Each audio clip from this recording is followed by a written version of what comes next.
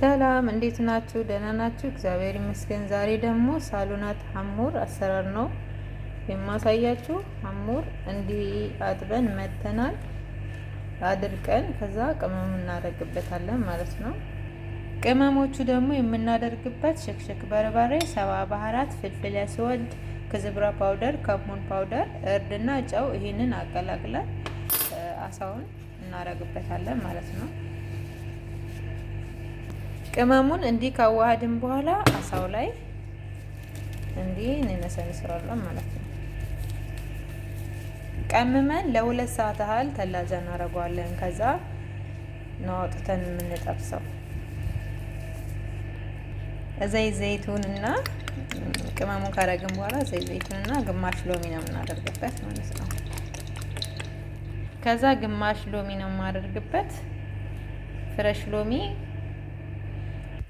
ከዛ የወይራ ዘይቱን ወይም ዘይቱን እና ሎሚ እንዲህ አቀላቅለን በደንብ አድርገን አሸት አድርገን ተላጃ ውስጥ ለ2 ሰዓት አለ የምናስቀምጠው።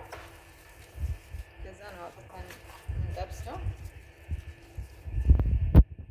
ወደ ወጥ አሰራሩ ስንሄድ እዚህ ጋር 2 ራስ ሽንኩርት በደቃቁ፣ ትልልቅ ስለሆነ ብዙ ይሆናል። ትንንሽ ከሆነ ግን 3 አድርጉ። ደረቅ ሎሚ እና ከረፈታ፣ ነጭ ሽንኩርት፣ ዝንጅብል አይገባበትም። ይሄንን እንጨምራለን። እዚህ ጋር ያደረኩት ኖርማል ዘይት ነው። ኖርማል ዘይትም የወይራ ዘይትም መጠቀም ትችላላችሁ። እኔ ግን በኖርማል ዘይት ነው የምሰራው። ሽንኩርት ከረፈታውንና ደረቅ ሎሚውን ነው የምጨምረው። ሽንኩርቱን እንደዚህ እናበስላለን። ይሄው ከረፈታ፣ 2 ቃሪያና ደረቅ ሎሚውን አድርገን አንድ ላይ እንዲናበስለዋለን። እዚህ ጋር ደግሞ አሳችን እኔ ለግማሽ ሰዓት ነው ተላጃ ያደረኩት ሰዓት ስለሌለኝ።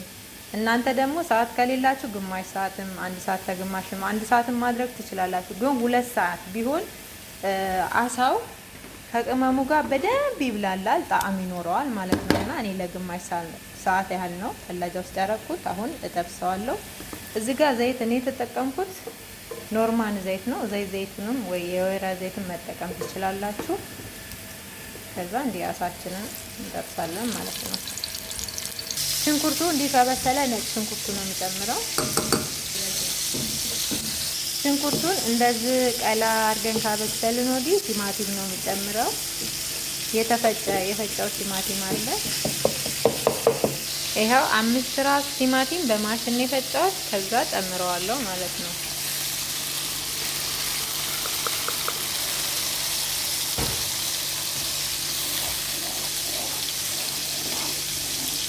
ቲማቲሙ እንደዚህ በሰል ካለ ከአሳው ላይ የተረፈውን እንደዚህ ቅመም እንጨምራለን፣ ሁሉንም ማለት ነው።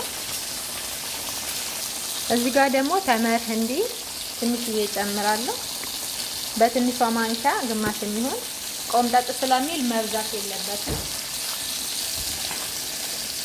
ሰልሳ ቶማት ደግሞ 2 በትንሿ ማንኪያ፣ 1 ማጂ፣ ግማሽ ፍረሽ ሎሚ ጨምቀን እንጨምራለን።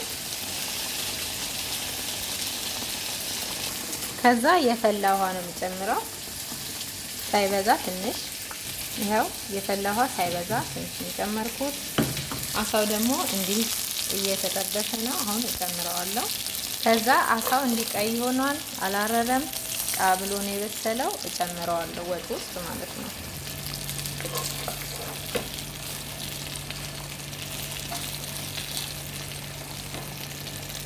ለ10 ደቂቃ ያህል አብሬ ትንሽ አንተከትከዋለሁ ማለት ነው። አሳውን እንዲህ ለ10 ደቂቃ አንተክተከን በቅቶታል። ከዛ ከላይ ክዝብራ፣ ፍሬሽ ክዝብራ ነው የማደርገው። ፍሬሽ ክዝብራ እንዲህ በደቃቁ ከተፌ ከላይ አድርገዋለሁ ማለት ነው። ፍሬሽ ክዝብራው እንዲህ ከላይ እንነሰንስላለን ማለት ነው። ከሱ ጋር ደግሞ የሚሰራው ነጭ ሩዝ ነው። በዚህ አጋጣሚ ሰብስክራይብ እያደረጋችሁ ሼር እያደረጋችሁ የደውል ምልክቷን እየተጫናችሁ ቤተሰብ ሁኑ። እወዳችኋለሁ።